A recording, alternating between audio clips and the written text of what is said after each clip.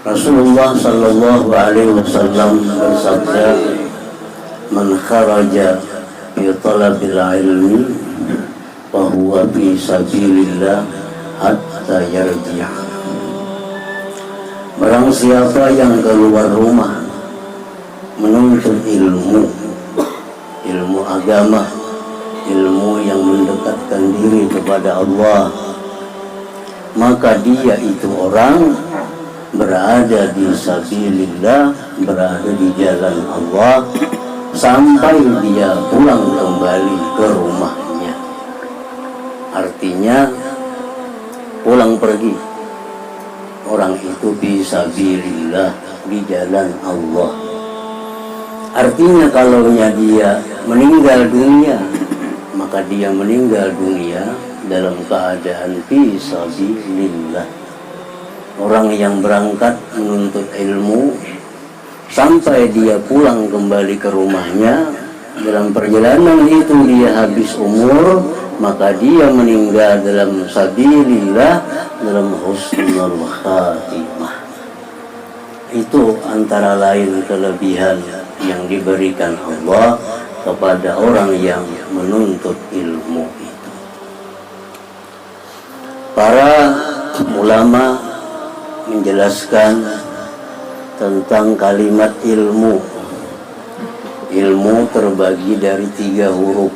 Yang pertama ain, yang kedua lam, yang ketiga mim. Ilmu. Ain artinya inayatullah, pertolongan Allah. Orang yang menuntut ilmu ditolong oleh Allah, ditolong menghadapi segala macam urusan hidupnya, ditolong oleh Allah. Kalau dia orang ini berkecimpung dalam ilmu, baik belajar atau mengajar atau mendengar atau mencintai. Ada orang yang alim, ada orang yang muta'allim, pelajar, ada orang yang mustami', yang mendengar, ada orang yang pecinta. Orang ini alim, kada alim, muta'allim, penuntut ilmu, kada juga, mustami' mendengar, kada juga. Tapi dia muhib, pecinta. Dia cinta kepada orang alim, dia cinta kepada orang pelajar, dia cinta kepada orang pendengar ini. Nah, orang-orang yang demikian ini selalu dalam inayatullah, dalam pertolongan Allah Subhanahu wa ta'ala. Oleh karena itu, orang yang hidup dalam urusan ilmu ini tidak akan pernah hidupnya sengsara. Kenapa? Karena dia dalam inayatullah, pertolongan Allah.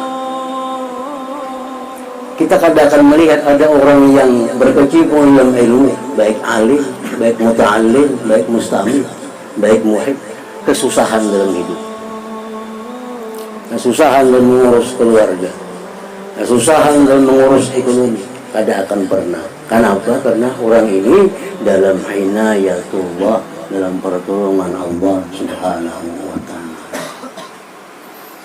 Yang kedua, lam, ilmu. Ain, inayatullah. Yang ketiga lam, artinya lutfullah. Lutfullah artinya kelembutan dari Allah.